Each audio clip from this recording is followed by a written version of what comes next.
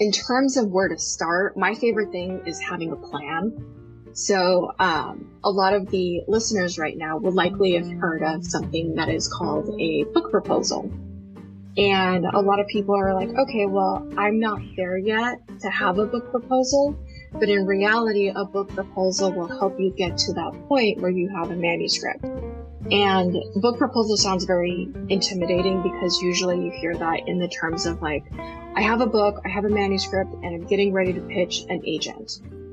But in reality, if you break down what a book proposal is, it's actually a book plan. It's a roadmap. If you look at a book proposal in the sense that of what the bits and pieces are that they have, it will allow you to organize your thoughts and say, okay, here's what I think this book is about. Here is a section where I write who the right, target audience is for my book. And if you start thinking this book is for everyone, then no, start again. The book, it has to be specifically for one person that you're thinking about. That is your target audience. And there's a cluster of people. It's a niche audience. It could be, but you have to talk to somebody in order for that story to really resonate. You have to start thinking about the marketing plan because you're thinking probably like, why do I need a marketing plan if I don't have a book or a marketing or a manuscript yet? The reality is that you're thinking about it now. Then you need to start considering yourself an author and talking about it to that audience. I would definitely start working on a book proposal sooner rather than later. It gives you the entire outline for your path.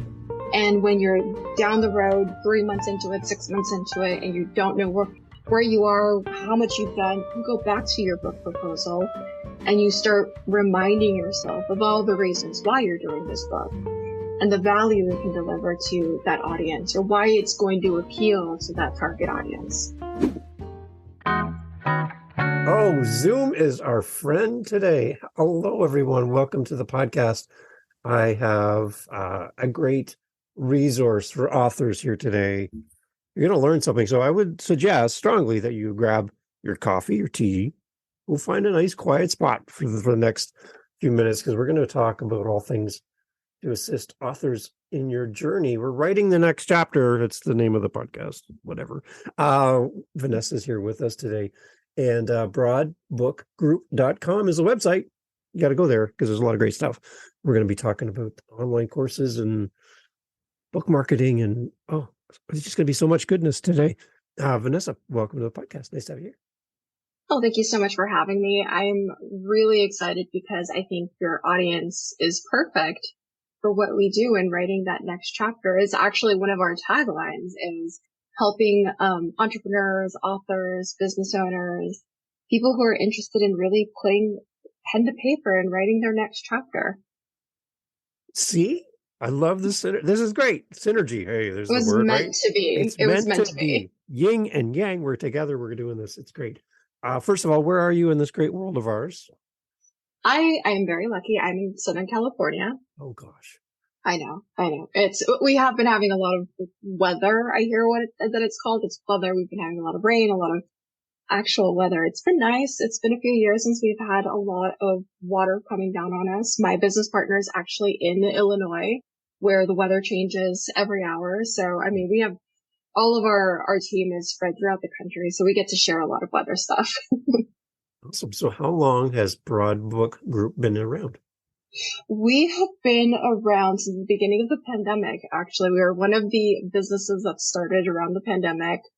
For better or for worse, we saw shifts in our own careers and personal journeys that we decided, you know what, it's time to move on from what we were doing, which was still in book publishing, to be fair. And we were starting to see a lot of the same kind of authors coming through our imprints that we were working at. And we were just thinking, you know what? There's not enough of X. There's not enough of Y.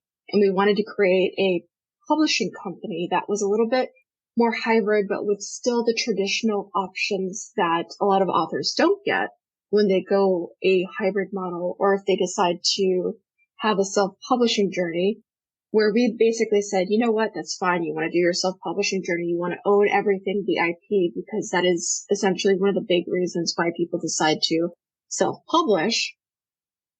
But, you want to make sure that you present your book to an audience as if it were a traditionally published book.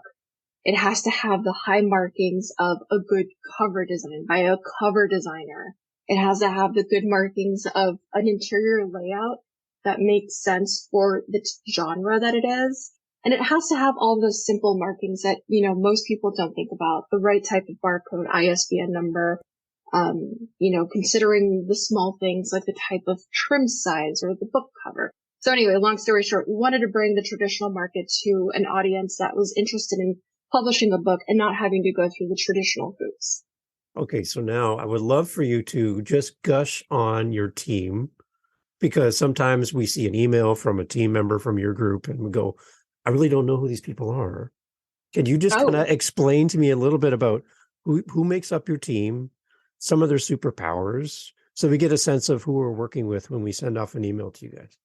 Oh, absolutely. So you're likely going to work between myself and my co-founder, Dr. Jen Dorsey, who's been in book publishing for more than 20 years. She's been specializing in nonfiction, working in small presses and large presses. We're talking as small of a press like Bowtie down here in Orange County, an imprint that really focused around pets and animals, to working with Wiley, so the For Dummies series. Mm-hmm. She's worked on that. She's worked on history, tech, lifestyle, and she's an actual doctor of words. And she's the one that makes all of the words and the editorial markings to actually create a book. And I honestly couldn't do anything without her. She creates the books. We also have a team of designers that oversee the cover design. We have Andrew Welichko, who is he's an award-winning designer. In fact, one of the books that we just released last year recently won a few awards, and we're very, very proud of it. And it's a book about business-to-business SaaS pricing strategies. So you couldn't come up with a book that is less sexy of a topic, but right. This book really just kind of like stood out from the rest and really got you to start reading, which was really important because the author himself interweaves hip hop and his love for the music in a way that makes sense with pricing strategies, which kind of just blew our minds. So we knew we needed something great. So that's Andrew Welichko and his work. And then we also work a little bit into the large format coffee table covers and images for, photojournalist books, photojournalism, documentaries, that kind of stuff. And another one of our designers is Vicky Von Shea. She is, that's her specialty, is beautiful coffee table books that really bring to life the history and really just the emotion that you get when you're going through like this very tiny niche in just a part of history that you didn't even think about. And she just does an amazing job creating these things. And she also has worked with us on a few of, traditional books, but we love working with her and bringing these big, beautiful images to life. Okay, now let's gush a little bit about on you yourself. Tell me about your background and what you bring to the team. I'd like to know more about you as well. Well, I'm an unlikely book person. I've always loved books, but in Orange County, California, there's not a lot of book publishers. I actually started my career doing copywriting, proofreading, and marketing for what is very big down here, which is medical device companies, health insurance, Medicare, all of that good stuff.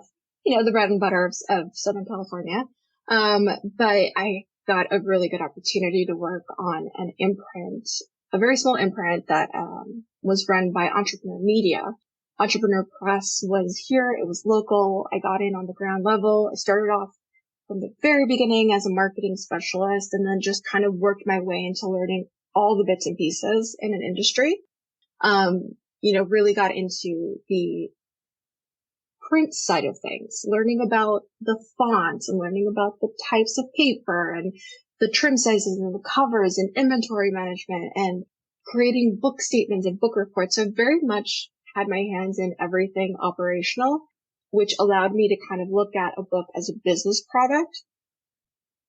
So now that I'm working with individual authors and those who are looking to create that next chapter in their professional careers and create books that really aren't just, sharing more information about what they do, what their business is, what their thought leadership is, but we make sure that the book itself is viewed as a product and that it has a marketing strategy around each and every one of their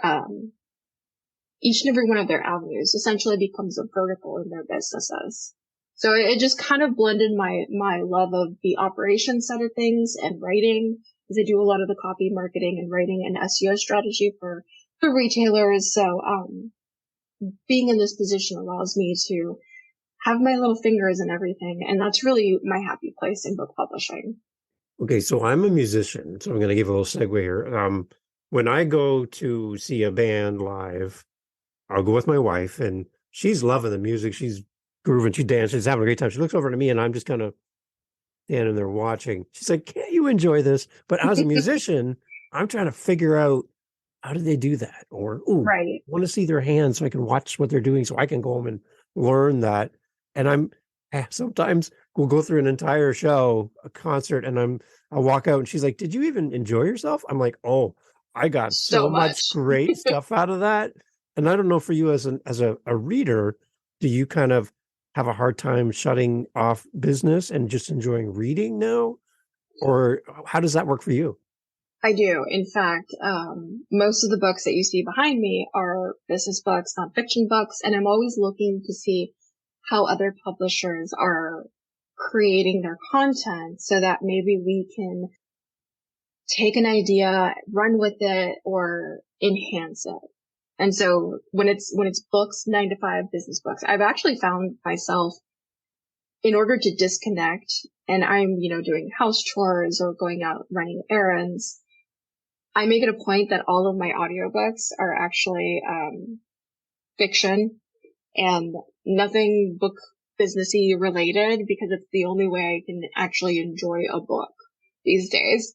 Otherwise, I'm just sitting there and I'm analyzing everything. It's like, okay, well, that's a really cool strategy. And I like the way that they did this infographic and this and that. So it's always business. I mean, I love it. So Yeah, so there's also a balance there too, between having the actual copy in your hand and being able to, go through and feel the book, hold the book, and right, I love that part. But then the other side of it is, we're busy people, and if I can throw an audiobook on while I'm doing something, I feel like I'm not wasting my time. Like, I'm actually growing as well, and I can stop, right. rewind it, right? I can pause it, whatever. So for you guys, for Broad Book Group, how is there an audiobook component? Or, because I speak to a lot of authors and they're struggling with this. They don't know the first sweet thing about, I've got this book, I'm done, I'm published, but I'd love to do audiobooks. I just don't know even where to start. Do you guys have any thoughts on that? Yes. In fact, we love a few things here. Let me take a step back. We love a good audiobook. I think it's a really good opportunity to create something that is going to be easy for people to ingest while they're, going about their day. They're going out and making sure that they're getting their 10,000 steps, but it also gives you an opportunity to enhance the conversation.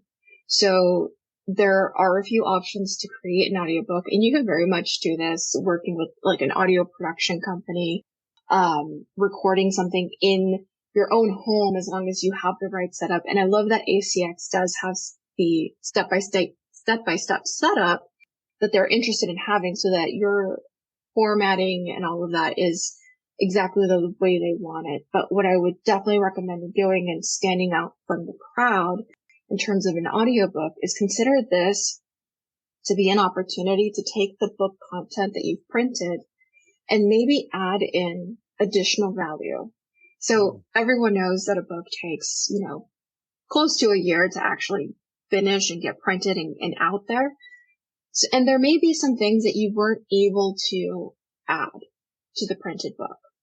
Or maybe there's something that is a conversation that you couldn't just fit it in. It's a really good opportunity to have like additional chapters, or, have a Q&A with the author if the author is not the one who is reading it. Because, a lot of the times you want to hire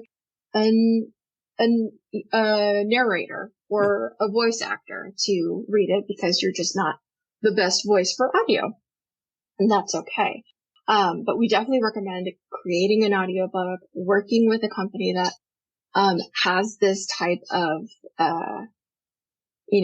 this type of, I'm at a loss of words. I love it. I love it. It has this type of expertise into them. So earlier I was mentioning, work with cover designers and work with people who this is what they do. So, not just going to someone on Fiverr because they have some audio recording company, Right. and they're specific to podcasts. Make sure that you're finding people who are specific to audiobooks because it is a science behind it. Yeah. The same thing goes with books. When you're working with a graphic designer, it's a graphic designer, but what are they good at? Are they good at social media graphic designing? Are they good at cover design for a magazine? You have to find the right fit for you and finding the right people for you. One of the things that we're actually in the middle of doing right now is working out partnerships with an audiobook production company. So what we're doing a lot of is there is the idea that our authors want to hold their IP for the physical book and the ebook. But then when it comes to an audiobook, it is more time intensive.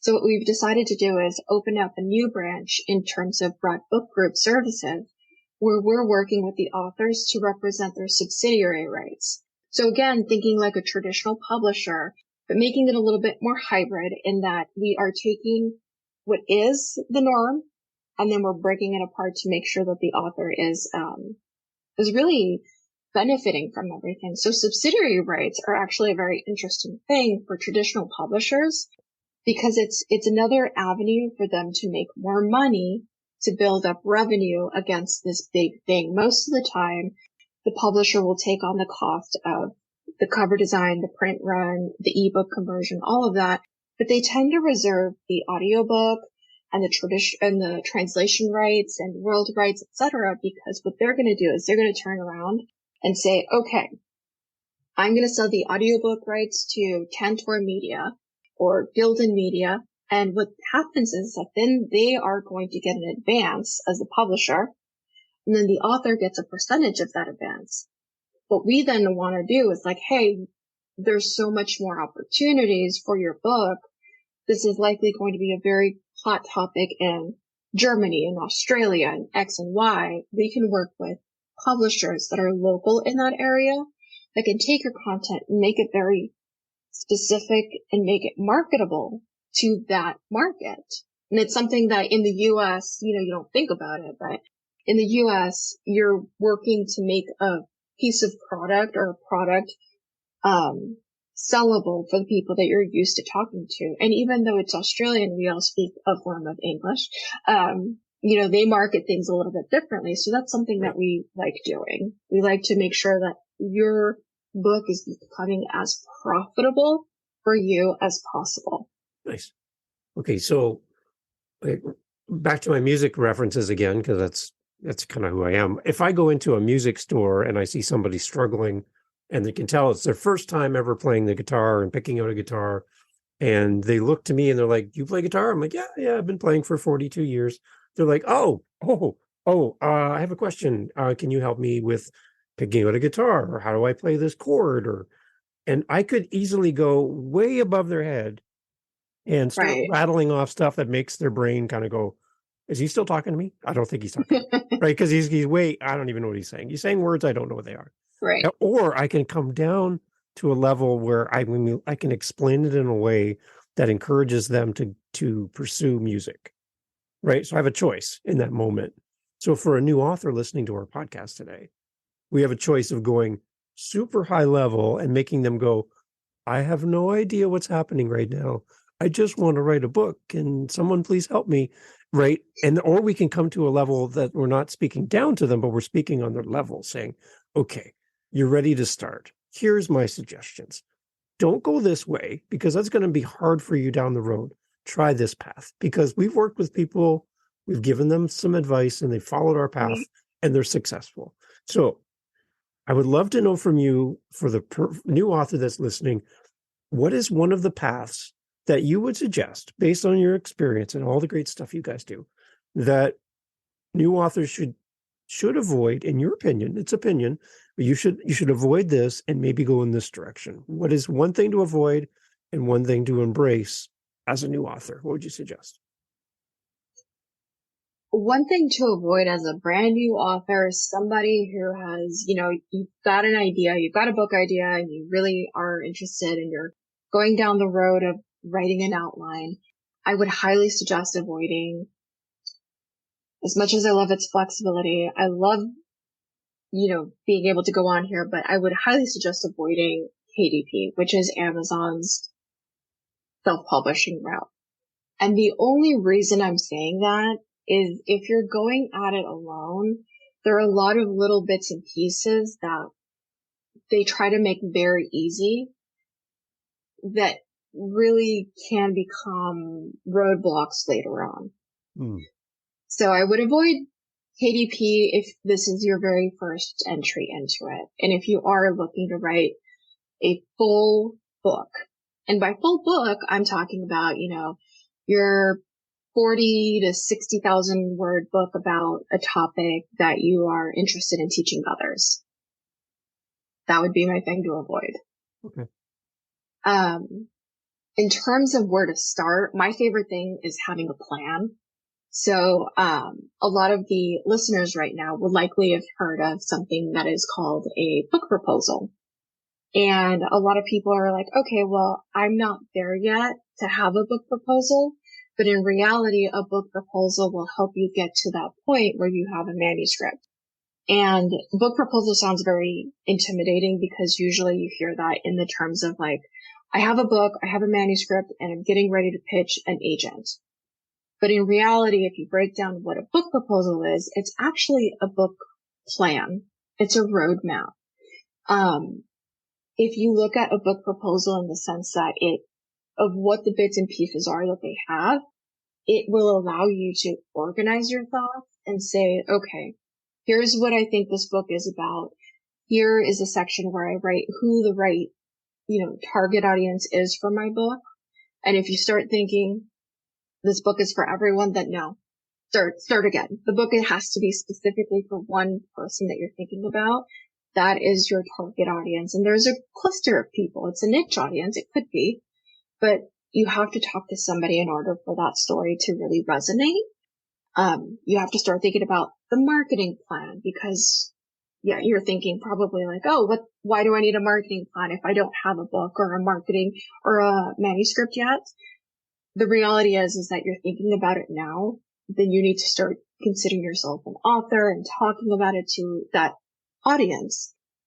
I would definitely start working on a book proposal sooner rather than later. It gives you the entire outline for your path. And when you're down the road 3 months into it, 6 months into it, and you don't know where you are, how much you've done, you go back to your book proposal and you start reminding yourself of all the reasons why you're doing this book and the value it can deliver to that audience or why it's going to appeal to that target audience. Okay, so let's jump back for a second to an example then of a roadblock through KDP that you're like, that's going to hurt when that happens and that pops up for you in the future. Can you give me like one example of something you've seen? Right. So KDP is actually really, like I said, it's great in my opinion, it's great if you've done this a few times. If you're going down the road and you're like, I got a cover, I got back cover, I know what I'm doing, I've done this a few times, it's perfectly fine. I even recommend it, if you're planning on doing white papers, something that's short, quick, and easy, low grade, you're not planning on actually printing something. The thing that I would say is when you're going down the KDP format is that it's not allowing you specifically to represent your book as a traditionally published book. And I realize that we're talking hybrid model versus self-publishing, but we want to make sure that every book that you publish is released with the same caliber as a traditionally published model. And that is something that I would recommend maybe going into an Ingram Spark model, because Ingram Spark allows you to set yourself up for worldwide distribution, an actual print on demand that looks and feels really, really great. and I'm being biased here because I do love Ingram Spark. Yeah. I love Ingram as a partner, and I know people dislike it, but I do think that it gives you a lot more capability to get your book in a worldwide manner that doesn't alienate the other retailers. And when I say alienate, I really do mean alienate because when you're publishing Amazon only, it gives off a message that, the indie bookstore down the street Right. isn't able to get your book into the market, isn't able to take this on, or, Booktopia down the road in Australia might not pick it up. Amazon is very, the big giant in the room, the big elephant in the room. We can't avoid it. We know that Ingram Spark still distributes to Amazon, but there is something a little bit more tangible and a little bit more traditional about going with an Ingram Spark route, in my opinion, in my very biased opinion. Well, hey, that's why you're here. I would love to. I love hearing this because it's going to help somebody. Okay, I have a question. Hands up. Ebooks. Yes. Love, hate, good, bad. I hear a lot of people who say, "Hey, I'm just going to write an ebook and click, click, click, post. I'm done." Sounds really easy. I don't know. Sometimes easy is not the best thing. I don't know. Can you please help me with this? Ebooks. Okay. Yes. So they're easy in that you got to think about them like a white paper. And I don't know if white paper is something that is a wide known term, but in today's world, it really is your downloadable, your the thing that you're offering up your audience to learn more about what you do, and it's just really a snippet. I would say most ebooks that you're just planning on doing really quick and easy can be done maybe 15, 20 pages of an ebook, quick, short. And this is actually one of the things where I'm like, I would go with a Ingram Spark route, because that Ingram Spark route would, if you were to go ahead and set up your ebook as an Ingram Spark book, you'll be able to put it up on Nook, iTunes, Google Play, all the different formats that allow people to, expand, because you do want to expand your market. That's the whole point, is, getting your book into the hands of as many people as possible. I feel like Ingram Spark does a much better job of doing that. In terms of getting an ebook up and ready, I would suggest one big idea and a few takeaways. All you really need is a cover, a table of contents. And the table of contents is really important, I think, because it allows you to consider the title of each section. And I'm talking to you, the nonfiction folk out there who are interested in a business book. Yeah. When you're considering even as a small of an ebook, consider what you're naming every chapter or section, because everything in an ebook becomes SEO and marketing. Everything. When you think about an ebook, for those of you that have your Kindle or your Nook, when you're going onto the table of contents, those table of contents are hyperlinked. Which means that the metadata that's embedded in the EPUB, well, we're getting a little high level here, but that's usually what the conversion process looks like. Those highlighted items pull up as metadata, which is really just keywords in the system that allows that ebook to be found on any of these platforms. So very much be mindful of what you write or what you select each chapter title to be, and even your ebook title. Even if it's an ebook and you're not going to print it, it's a lot of value in that, in creating content that is going to be searched. So for instance, if you are looking for a book on how to, set up your 401k, something very, very simple, right? Setting up your 401k or, your retirement plan. Most of the time, if you're a financial person who are creating an ebook that is going to be a lead generator for you, you again are thinking about all the bits and pieces, all the questions that people are going to be asking. So you have to weave those in to the way that your table of contents looks like, to what the content inside of your material is, because all of that is basically what the retailers are looking at as they're uploading your book and reading all that metadata in the back end. Right. So sneaky little ways of getting some good marketing in. This is like a master class. I'm like, I love this. So this, again, we talked about this before we hit record. We did want to talk now about your online course and the things that you offer. Because I'm on your website. It's a beautiful website, by the way. Thanks. So I wanted to give some value to the people that are listening and go, okay, so Vanessa and her team know what they're talking about. I'm in. So that's the idea. So take us through the website, broadbookgroup.com. I'm on there right now. The online course. What happens? I hit yes, I want to be a part of this course. What's going to happen when I submit my payment and I'm ready to go? What's next? Well, the next part is that you're going to walk into a classroom where Jen Dorsey, who is the instructor, and she is actually an instructor. She teaches rhetoric at the university. She's actually a book doctor, like I mentioned before, but she teaches this course because editorial is her background, and she is the one who's reading all of those book proposals that we mentioned. Mm-hmm. And she's making the decision on whether or not your book is going to get a chance to get to the next level at a book publishing house.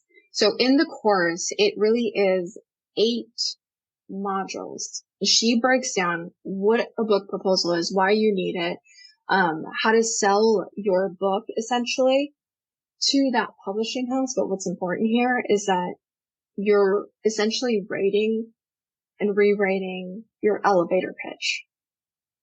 You need to exactly know why you're selling this book. So while you're, putting it in front of somebody else, you're kind of teaching yourself on how to do it. We show you what to include and what not to include in your book proposal, and how to showcase your writing and your marketing skills, because that's actually almost as important as what your book is intended to be, is how you're going to market it.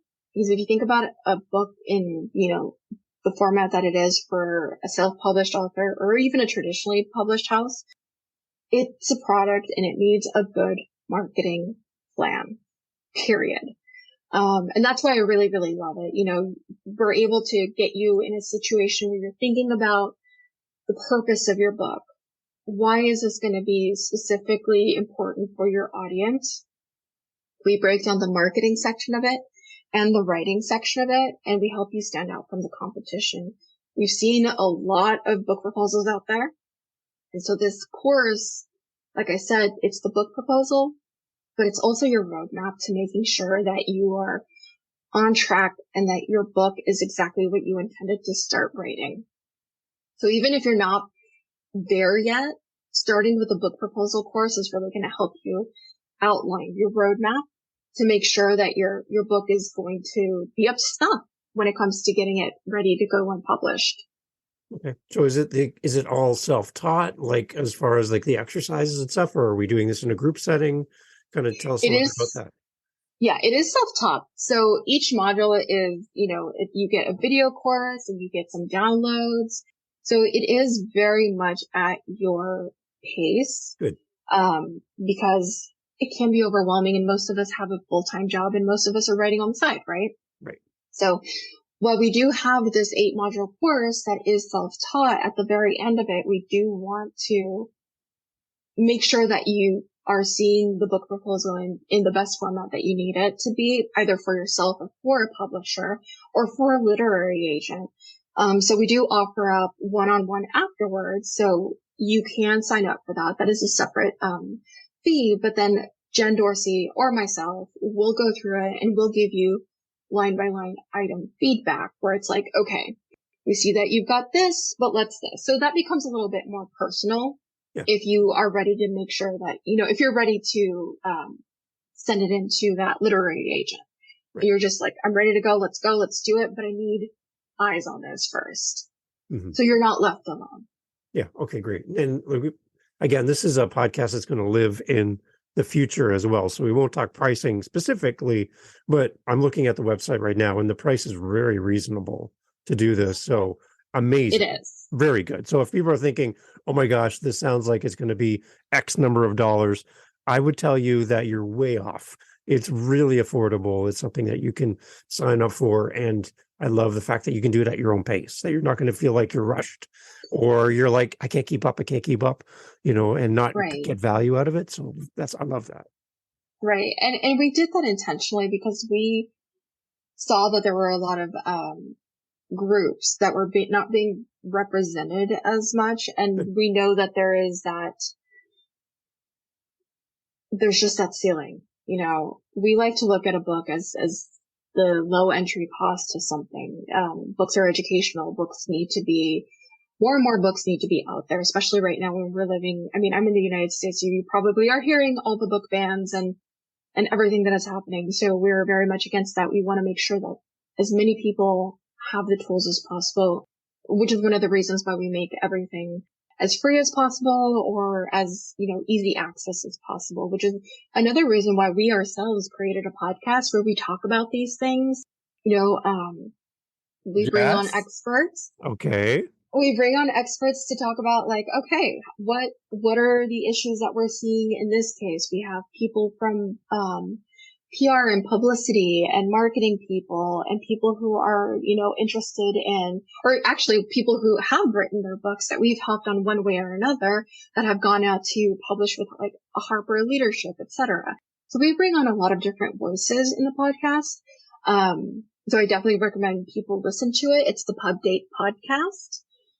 It's on our website up at the very top. But we also have some resources, and I'm looking at our website and seeing that I don't have that link. But if you scroll all the way down, there's a resource section where we have a checklist. So it's like, am I ready to write this book? Am I not? So we have a really quick checklist to see whether or not your book idea is an actual book. Nice. And it has things like, can I write about this topic for X number of words without being repetitive? And that's probably when you start thinking okay, am I being repetitive? Is this more of an ebook? Is it a shorter format? Is it, then you start going down those rabbit holes because publishing can be whatever you want it to be. But then we also have, going from your book idea to a published author workbook, which is a little bit more of a synthesized look at what your book proposal course looks like. So I highly recommend for you to go down to the resource section and take a look at that. And what we did is, we created this is your brainstorm idea, and every section of this download is actually paired up with an episode from our podcast to kind of dive in a little bit more, give you a little bit more feedback, resources from other of our guests. So people who are authors, people who are writing memoirs, really making it more a holistic look. So you get the coaching without having to feel the pressure of oh, that person seems like they've got their stuff together, which I know can be quite intimidating in a group setting sometimes. Right. I know I'm intimidated by that. So I'm an independent, student kind of thing. So I love this format. Awesome. Okay. So before we go, we talked about some tips on starting. What about for the author that's joined us for this discussion and they're done, they're ready, they're published, they're ready to promote? I'm biased to podcasting, so I love hearing that you have a podcast. That's big points there. Woo woo. For this podcast, it's only 14 months old. I've had 170 guests in 14 months. That's really good. Right. So that's really good. Amazing people coming through, which is awesome. So in addition to being a guest on a podcast, which is one thing I promote, I think it's great. Anything else that we can do as an author ready to promote our book? Where should we go? What should we do? We got the books. We're done. We've worked through you guys. We're all set to go. What do we do now? Because one thing I said to one of my authors was, you run this race of writing a book. You think you're running to the finish line. And as soon as you get there, you read it and it says start. And you're like, oh, right. Now I'm starting you're living the next chapter, podcast name inserted at every stage, including promotion. So what do we do? What do we do now that our book is done? You keep running. You keep running toward that end of the race, because you're right. It's a constant run, and it's really not a sprint, it's a marathon. So the book is supposed to be with you at all stages, in my opinion, is that you make sure that you have a splash page, which splash page is really just a landing page on your website, of a website, and promote the crap out of your book. Yeah. Everywhere that you go, promote the crap out of your book. Podcasts are great. Getting in front of print media is very, very difficult. What I found was, offering up the book to those who are already writing about the content that you've written about.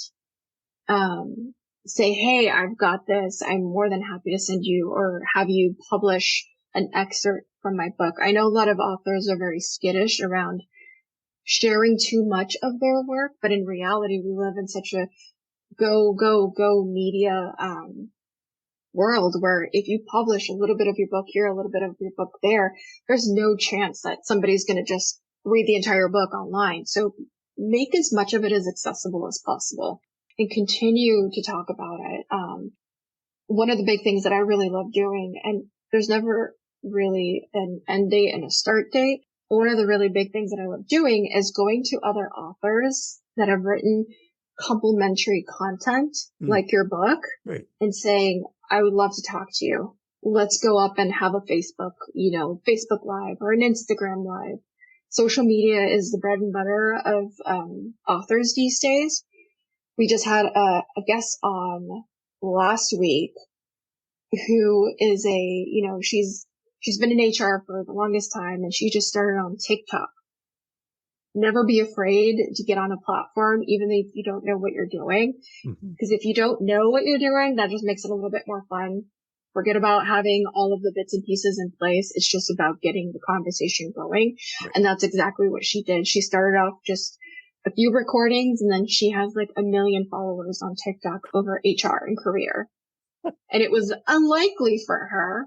Yeah. And she's just out there kind of living her best life, because she's like, you know what? Once you let go of that fear about all of it, which we all have, even I have it right now. I'm like, oh, should I be on this podcast? I don't know. Just do it. Because if you don't do it, I mean, you've already done the hardest part, which is writing it.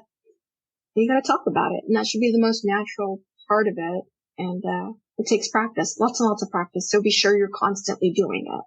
Vanessa, like if you have any thought about, should I be on this particular podcast with me, you're blowing me away with the knowledge and the openness and your heart to help authors. I didn't really know where our conversation would go today, but you've brought so much today that I'm just like, I said at the beginning, you're going to want to sit down, grab a coffee or tea or something, and no paper and a pen, because it's going to be great.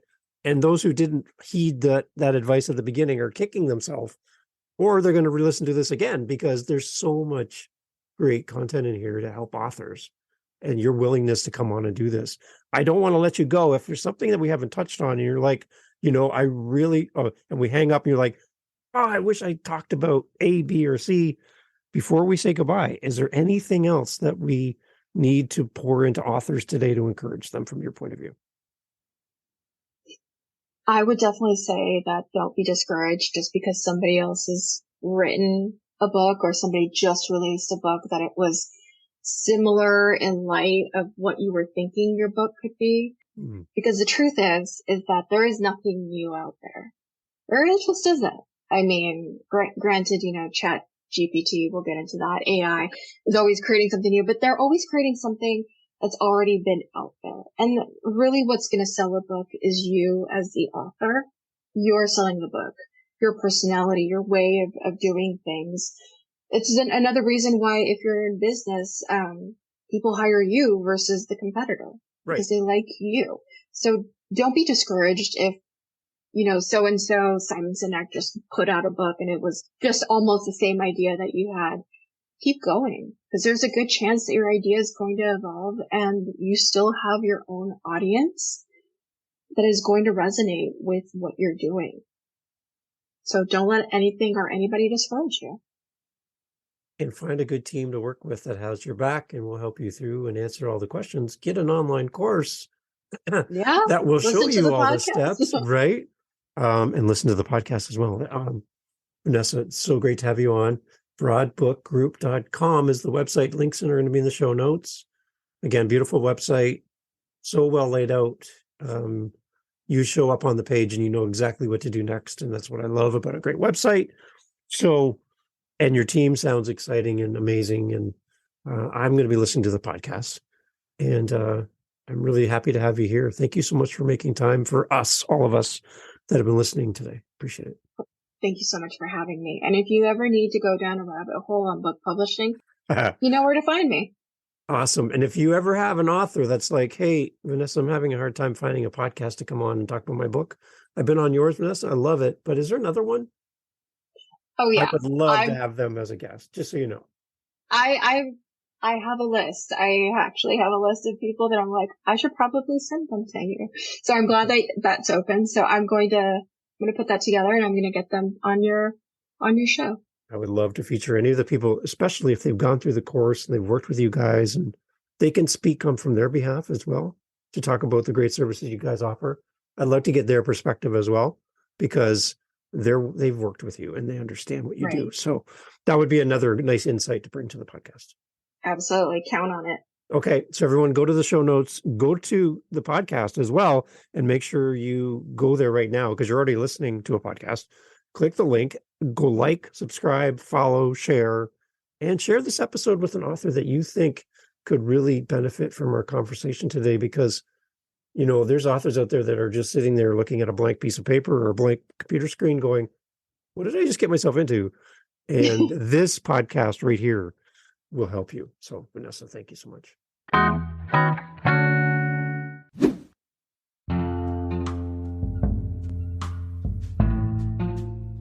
Thank you for subscribing and following. And you're listening this far in the podcast, so you are my best friend. I'm sorry, but you are now my best friend. So welcome. Nice to meet you.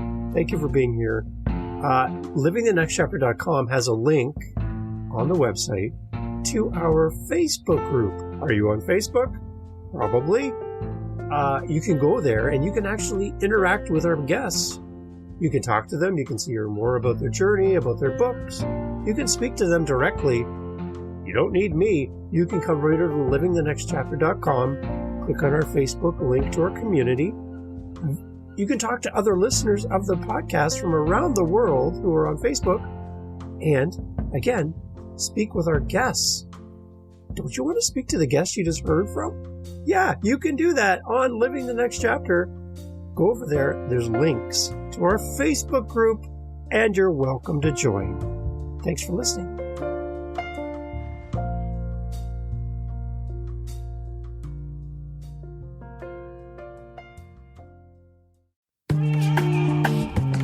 Mindshift Power Podcast, the podcast for teenagers and those who work with them. There's a huge problem in America today. There's a very large disconnect between teenagers and the adults who work with them. I'm looking to bridge that gap with real, raw, honest conversation, not held back by the chains of political correctness. You cannot solve a problem you do not understand. Want to understand teenagers today? Listen to this podcast. This podcast is for teens in the U.S. and Canada. To learn more, go to fatimabay.com/podcast or just look for Mindshift Power Podcast on any listening platform. I look forward to you being a faithful listener.